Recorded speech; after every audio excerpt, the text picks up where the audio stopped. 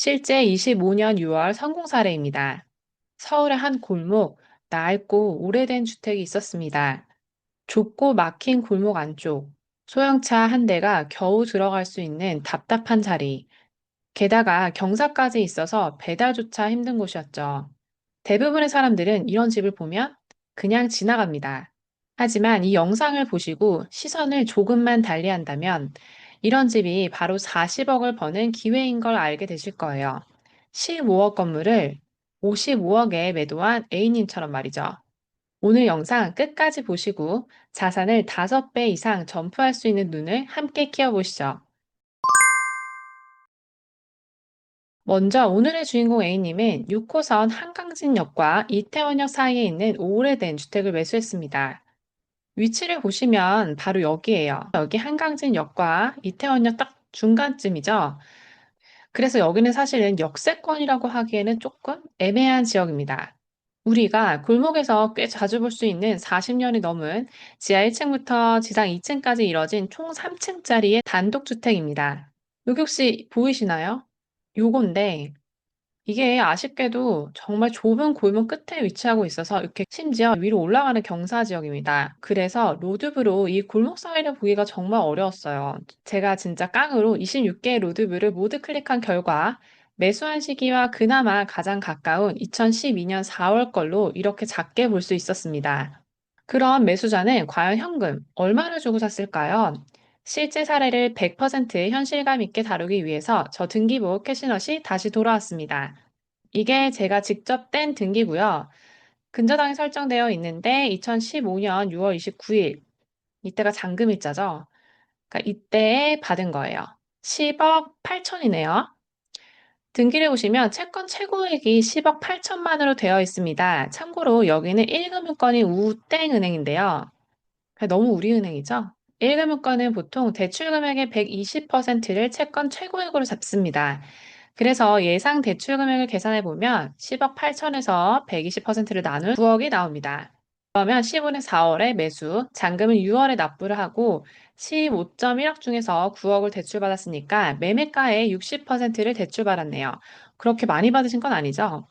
따라서 실제 투자금은 나머지 매매가의 40%와 기타 비용, 매매가 6%로 심플하게 계산하시면 됩니다. 이걸 더해서 15.1억 원 곱하기 46% 하면 여러분들이 이해하기 쉽게 제가 표로 한번 정리해 봤는데요.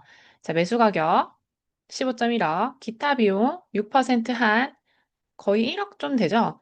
그래서 매수 시 필요한 총 금액은 15.1억이 아니라 기타 비용까지 포함한 16억 정도가 됩니다. 거기에서 지금 대출을 9억을 받았으니까 실제 투자금은 7억 정도 되네요. 그런데 사실 2015년 당시 7억으로 서울 건물주가 된다는 건 그렇게 막 대단히 짜릿하거나 와, 대박이네 이 정도는 아니에요. 여러분들이 쉽게 이해하기 위해 이 당시 아파트 가격을 찾아봤는데요. 여기 기사에 보시면 2015년 기사예요. 서울 상위 20% 아파트 평균값이 10억 원이라는 거예요. 저희가 이 쓰러져가는 주택은 15억이고, 그리고 실제 투자금은 7억을 투자했죠. 아니, 이럴 거면 상위 20% 아파트를 사는 게 낫지. 왜 저렇게 막히고 불편한 골목 끝에 있는 오래된 주택을 산 걸까라고 충분히 의아해 하실 수 있어요. 여러분이 지금 이런 의문이 생기셨다면 앞으로 40억을 벌 수 있는 잠재력을 가지고 있다는 증거입니다. 그럼 지금부터 그 이유를 하나씩 찾아볼게요. 먼저 등기부등본을 더 자세하게 보면 잔금 치름 1년 후 2.4억의 근저당권이 설정되어 있습니다. 그러니까 대출을 또 받은 거예요. 이게 매수했을 때 잔금을 치렀던 대출 금액이고, 그 다음 1년 뒤에 대출을 또 받은 거예요. 근데 이거는 채권 최고액이니까 등기된 채권 최고액 2.4억 원으로 실제 대출 금액을 계산해 보면 2.4억 나누기 120%를 하면 됩니다. 그러면 2억이 나와요. 이걸 왜 대출받았을까를 생각해 보면 보통 크게 세 가지 이유가 있습니다. 첫 번째, 투자금을 일부 회수하거나 우리가 투자금이 7억이 들었으니까 그 중에 2억을 일부 회수를 하는 거예요. 그러면 5억만 그 건물에 들어가는 거잖아요. 혹은 리모델링 아니면 신축 비용으로 쓰거나 개인적인 사정으로 급전이 필요해서입니다. 저는 여기서 1번 투자금을 일부 회수하거나 아니면 2번 리모델링 때문에 필요하겠다라고 생각해서 직접 건축물 대장을 떼어봤습니다. 건축물 대상을 보면 리모델링 했던 흔적을 찾아볼 수가 있거든요. 이게 지금 해당 건물의 건축물 대장입니다. 여기 지하 1층부터 2층까지 되어 있고, 이제 현재 기준으로 되어 있으니까 이거는 매수했을 때가 아니라 지금 기준이에요. 지하실, 음식점, 사무실이 있구나. 2017년 1월에 2층이 원래 주택이었어요. 이거를 살 때는 다 풀 주택이었거든요. 네, 2층의 주택을 제2종 근생으로 바꿨습니다. 상가로 바꿨다고 쉽게 생각하시면 돼요. 그리고 같은 해 12월에 1층도 상가로 바꿨어요. 주택에서. 근데 변동사항이 이게 다였어요. 뭐 리모델링 대수선을 했다, 뭐 엄청난 큰 공사를 했다, 그런 거는 없었거든요. 그렇다면 이거는 되게 심플하게 리모델링을 했구나 정도로 예상하시면 됩니다. 왜냐면 저도 내부를 들어가 봐서 알거든요. 이건 리모델링 한 건물이고, 외관도 보시면 저희 썸네일에서 봤던 것처럼 외관이 달라졌습니다. 그쵸? 그러니까 리모델링 했다고 보시는 게 맞고요. 건축물 대장을 보니까 주택에서 근린생활시설 상가로 용도 변경을 한 기록이 17년 1월과 12월이 있습니다. 그런데 대출을 받은 것은 17년 7월이니까 시점이 그 중간이네요. 그랬을 때 합리적으로 용도 변경을 하고 리모델링을 했구나, 그래서 돈이 필요했구나, 라고 합리적으로 추측할 수 있을 것 같습니다. 여기서 더 나아가 그럼 그 리모델링 비용을 어떻게 알 수 있을까요? 여기서 꿀팁 하나는 리모델링 비용은 건물 연면적당, 즉 건물 한 평당 500만 원으로 계산하시면 됩니다. 그렇다면 건물 연면적이 어느 정도 되는지 확인을 해야겠네요. 보통은 밸류맵에 있는 건축물 제작 요약본을 보시면 됩니다. 여기 보시면 55평이라고 되어 있는데요. 저희는 이왕 제가 건축물 제작을 떼었으니까 그것까지 같이 보여드리면 여기 연면적, 건축물 대장 연면적이 181.92제곱미터로 나와 있어요. 이거를 평으로 바꿔야겠죠? 평은 3.3을 나누면 평으로 바꿀 수 있습니다. 이렇게 바꾸면 약 55평. 유사하게 나오죠? 55평 이렇게 보시면 됩니다. 하지만 이 건물은 2017년도에 리모델을 한 거라서 지금 기준인 평당 500만 원으로 계산하기는 좀 무리가 있습니다. 왜냐면 그 사이에 물가라든지 인건비라든지 건축자재가 굉장히 많이 올랐거든요. 그래서 이건 제가 직접 리모델링 전문가분께 여쭤보니까 약 300만 원 정도로 계산하면 된다고 하시더라고요. 그러면 55평이니까 곱하기 300만 원 하면 약 1.65억 원이 리모델링으로 들었다고 생각하시면 될 것 같습니다. 실제 대출 금액인 2억 원과 큰 차이가 없는 걸 보면 리모델링 목적으로 받으신 게 맞는 것 같아요. 여기까지 실제 투자금 내역을 총 정리하면 제가 또 여러분들이 보기 쉽게 표로 정리를 해봤습니다. 자, 우리가 여기까지는 봤어요. 실제 투자금 7억 원. 여기에서 리모델링 비용을 1.65억 원으로 했죠. 여기서 그럼 리모델링 대출금을 빼야 되는데 마이너스 2억을 빼시면 됩니다. 그러면 이렇게 생각할 수도 있어요. 아니, 리모델링 비용보다 리모델링 대출금이 더 많이 나오네요. 네, 그런 경우가 있습니다. 이 당시는 사실 이런 게 좀 더 많았죠. 지금은 좀 은행이 많이 규정대로 딱 하지만 이 당시에도 실제 건축 비용보다 훨씬 더 많은 대출금을 받으셨습니다. 그래서 이거는 막 그렇게 이상한 건 아니에요. 그 총 계산을 해보면 6.66억 원이 나옵니다. 그래서 총 실제 투자금을 계산해 보면 7억 원에서 리모델링 예상가인 1.65억 원을 넣고 대출받았던 2억을 빼면 6.66억이 나옵니다. 그러면 여기서 실제로 매도한 금액까지 계산해 볼게요. 매도 금액은 55억, 그리고 실제 투자금은 여기서 계산한 6.66억이 나옵니다. 그리고 총 대출 금액이 1차로 받은 게 9억, 그리고 2차로 받은 게 2억이니까 총 합치면 11억이 되겠죠? 그러면 55억에서 내 돈 6.66억을 빼고, 그 다음에 대출금이 11억까지 빼면 37억이 나옵니다. 예상 시세 차익은 무려 37.34억인데요. 6.66억으로 약 5.6배인 37억 넘게 벌었다니 정말 대단하죠. 그럼 여기서 투자자 A님은 과연 누구일까요? 바로 가수 윤종신 씨입니다. 여기 지금 기사들이 나와 있는데 한남동 건물을 55억에 매각해서 10년 만에 40억의 시세 차익을 얻었다. 뭐 이런 기사들이 막 나오고 있어요. 여러 소식통에 따르면 이 건물은 처음엔 개인 작업실로 사용했다가 2017년 용도 변경을 한 후에는 현재는 1층은 월간 식당을 운영하고 있고 2층은 본인의 법인 사무실로 직접 운영을 하고 있다고 합니다. 여기 보시면 이게 월간 식당 네이버 지도인데요. 리뷰도 굉장히 많고 평점도 굉장히 좋습니다. 저도 가봤는데 굉장히 맛있더라고요. 윤종신 씨가 투자로 이렇게 성공적인 시세 차익을 올릴 수 있었던 이유는 크게 두 가지로 볼 수 있습니다. 먼저 첫 번째, 공간을 영리하게 활용했다는 점입니다. 이거는 제가 수강생 분들께도 정말 강조해서 말씀드리는 건데요. 같은 건물 투자를 하더라도 내가 스스로 건물에서 컨텐츠, 그러니까 내 사업을 만들 수 있는 분들은 현금 흐름과 시세 차익에서 확실하게 차이가 납니다. 이 케이스도 매수자인 윤종신 씨는 작업실로도 사용을 하고 식당도 오픈을 하면서 본인 건물을 5만 8천% 활용했습니다. 이럴 경우 실제 건물에서 받을 수 있는 임대 수익보다 훨씬 더 높은 사업 수익을 만들 수 있습니다. 즉, 내가 가진 건물을 최대한 사업으로 활용하는 게 훨씬 더 수익이 높다라는 거죠. 또한 내가 직접 내 건물에서 사업을 하면 내 건물이 속한 상권의 흐름과 소식 등을 누구보다 빠르게 알 수 있습니다.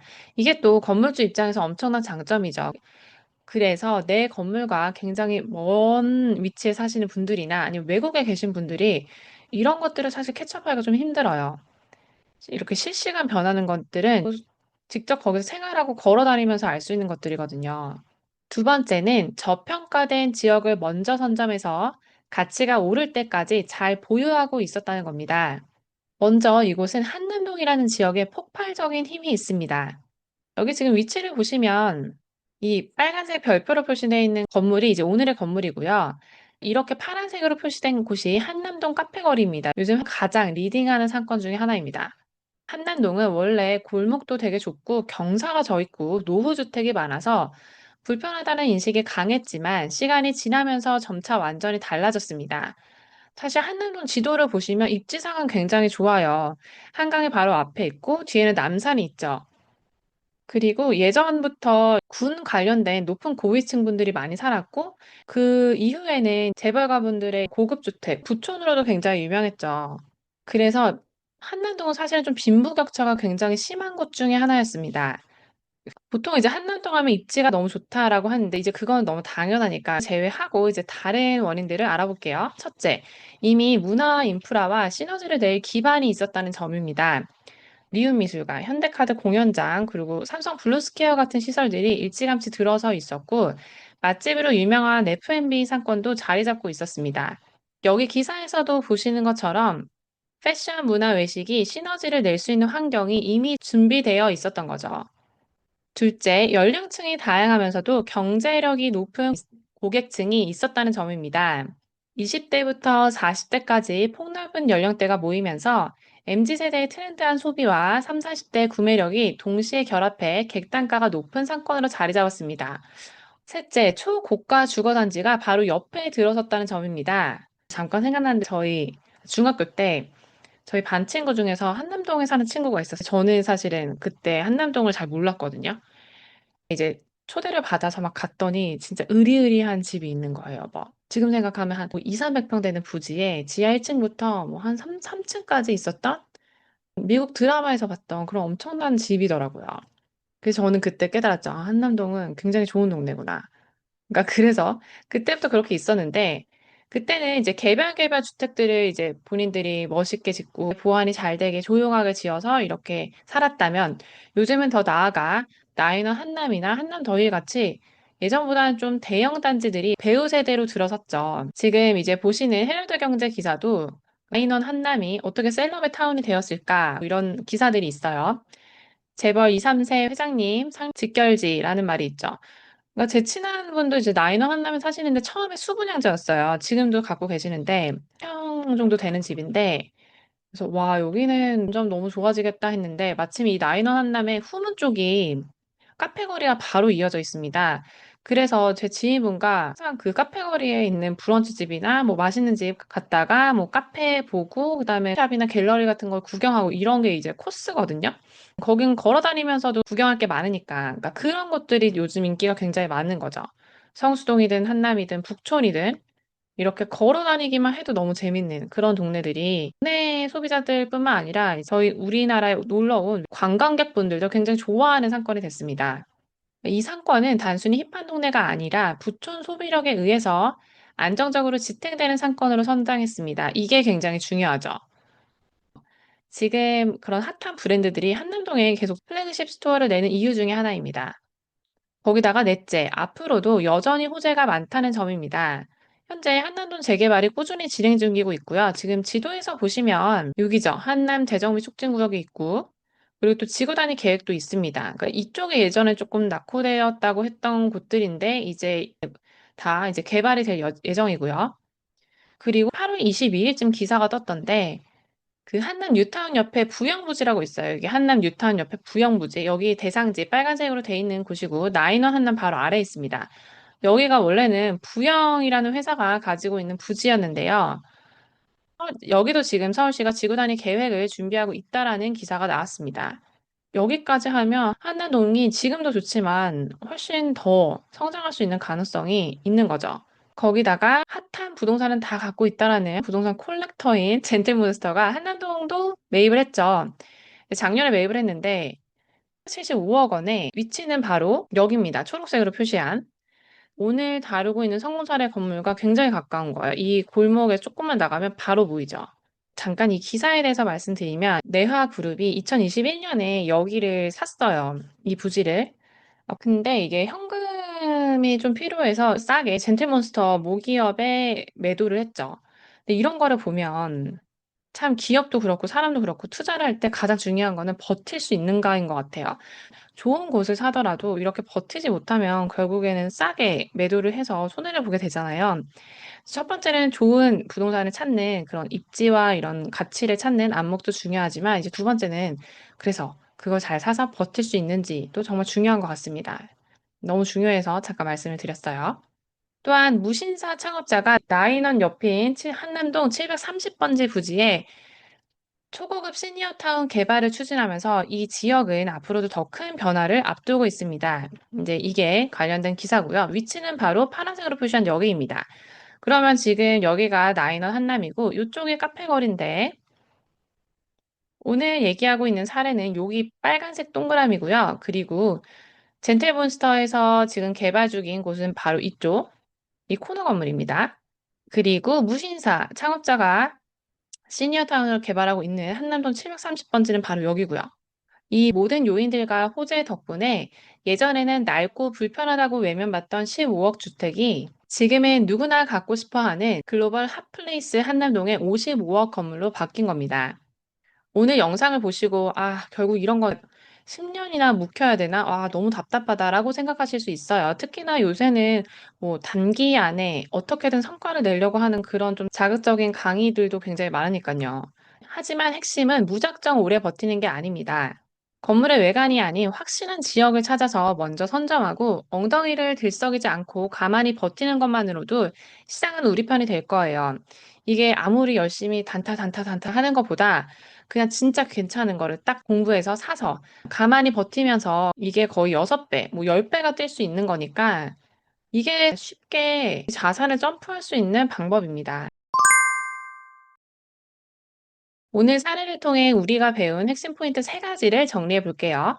첫째, 투자금 6억대만으로도 40억을 만들 수 있듯이 단 한 번의 투자로도 자산을 5배 이상 점프시킬 수 있습니다. 이게 바로 저평가 구간에 들어가서 터질 때까지 버틴 사람만이 누릴 수 있는 인생을 바꾸는 금융치료죠. 이런 게 건강한 인생 한방입니다. 막 갑자기 로또 되거나 뭐 코인이 하루아침에 엄청 올라서 물론 그것도 좋은데 그렇게 갑자기 찾아온 행운은 빨리 또 나갈 수가 있거든요. 근데 이렇게 진득하게 버티는 금융치료는 정말 강해요. 시간을 같이 버텼기 때문에 이런 돈은 저희한테 들어오면 굉장히 잘 버팁니다. 둘째, 건물을 단순히 임대 수익만 내는 공간이 아닌 나만의 컨텐츠로 활용하는 것입니다. 즉, 임차인의 월세가 아니라 자기 브랜드를 담아 사업 수익으로 전환했기 때문에 건물의 현금 흐름과 가치가 훨씬 더 커진 겁니다. 셋째, 지역의 흐름과 상권의 변화를 정확하게 읽는 거죠. 한남동은 입지도 원래 좋았지만 패션과 어울리는 기존의 상권과 문화시설에 고급 주거단지까지 받쳐주면서 글로벌 패션 브랜드가 선호하는 최적의 상권으로 폭발적으로 성장했습니다. 이런 흐름을 정확히 인지하고 장기적으로 투자했기 때문에 결국 5배 넘는 성과로 이어진 거죠. 여기서 놀라운 점을 말씀드리면 윤종신 씨는 이 건물을 제3자에게 판 게 아니라 본인 법인으로 넘겼다는 겁니다. 즉, 단순히 현금화하고 엑시트를 하겠다가 아니라 개인 자산을 법인 명의로 옮겨가면서 계속 보유하겠다는 뜻인 거죠. 그만큼 이 건물의 미래 가치를 높게 보고 있다는 증거입니다. 뭐 이거 관련돼서는 사실은 제가 세금 계산도 싹 다 해 봐서 그 영상도 다 찍었었거든요. 근데 너무 내용이 헤비한 것 같아서 이런 거는 다음 콘텐츠에 좀 더 자세히 담도록 하겠습니다. 그렇다면 우리가 오늘 가장 알고 싶은 건 앞으로 어디를 주목해야 하느냐인 겁니다. 오늘 이렇게 다룬 한남동과 가장 비슷하게 폭발적인 성장을 하는 성수동을 생각하면서 이 네 가지를 한번 볼게요. 먼저 핵심 입지랑 가깝지만 상대적으로 저평가된 곳, 그리고 뉴타운이나 재개발 같은 개발 호재가 눈앞에 보이는 곳. 셋째, 새로운 수요층이 몰려들면서 분위기가 달라지고 있는 곳. 마지막으로 뒤에서 든든하게 받쳐주는 고급 주거단지가 있는 곳입니다. 지금 이 네 가지의 공통점을 보고 한남동과 성수동을 보면 다 적용이 될 거예요. 네 가지 조건이 다 겹치면 당연히 정말 최고입니다. 그런데 꼭 네 가지를 다 충족하지 않아도 한두 가지만 있어도 충분히 큰 점프가 일어날 수 있습니다. 앞으로 이런 조건을 갖춘 곳이 있다면 남들 눈에는 그저 낡고 불편한 집일지 몰라도 우리 눈에는 6억 투자로 40억을 만드는 기회가 될 수 있습니다. 오늘 말씀드린 한남동 사례가 여러분의 시야를 완전히 바꿔놓고 앞으로 인생의 자산 점프를 이뤄낼 기회를 찾는데 분명한 전환점이 되실 거예요. 네, 제가 진짜 생폰을 그냥 들었거든요. 근데 밖에서 촬영한 적이 한 번도 없어서 항상 화면으로 말씀드렸었잖아요. 근데 지금 얼굴은 안 나오지만 손발이 오그라들고 매우 부끄러운 상황입니다. 여기가 지금 도산대로인데 제가 너무너무 좋아하는 저희 수강생분이 오늘 첫 계약을 하는 날이라서 아주 의미 있는 날이라 제가 같이 동행을 합니다. 보호자로서 이제 어미새처럼 옆에서 손도 잡아드리고 계약 관련돼서 걱정되시는 분들도 제가 같이 보러 가고 있거든요. 제가 첫 계약하는 날보다 훨씬 더 떨리는 것 같아요. 잠깐 말씀드리면 이런 거 5개 광고 이런 게 아주 추가 수익이 쏠쏠합니다. 지금은 여기 회의실이고 캐시너에서 함께 협업하고 있는 고객만족도 1위 김영경 팀장님과 저와 그리고 첫 수강생분이 오늘 매수 계약을 하려고 자리에 모였습니다. 아직 오시기 전이고 제가 두 분이 부끄러워할까봐 저만 몰래 담습니다.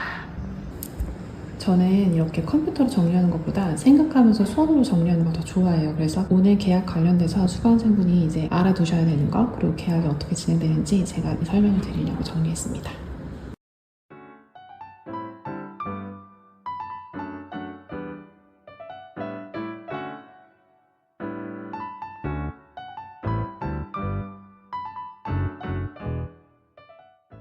만약 여러분들이 오늘 투자 분석만 듣고 넘어간다면 아무리 좋은 내용이라도 스쳐가거나 날아가는 지식이 됩니다. 하지만 앞서 성공 투자 사례를 보고 나도 이렇게 성공하는 건물주가 되고 싶다면 지금 바로 꼬마 빌딩은 캐시넛을 구독하시고 아래 고정 댓글을 클릭해 무료 단톡방에 참여해 보세요. 캐시넛 유튜브 영상을 보시면서 어려웠던 내용에 대한 질문부터 업계 종사자들도 알기 힘든 전주에 거래된 따끈따끈한 최신 빌딩 거래 사례들과 어디서도 보기 힘든 업계 고급 뉴스까지 매주 무료로 업데이트해드리고 있습니다. 여러분들이 단톡방에 계시는 것만으로도 놀라울 정도로 인생과 시야가 바뀌는 경험을 하실 수 있습니다. 그럼 지금 바로 단톡방에서 뵐게요.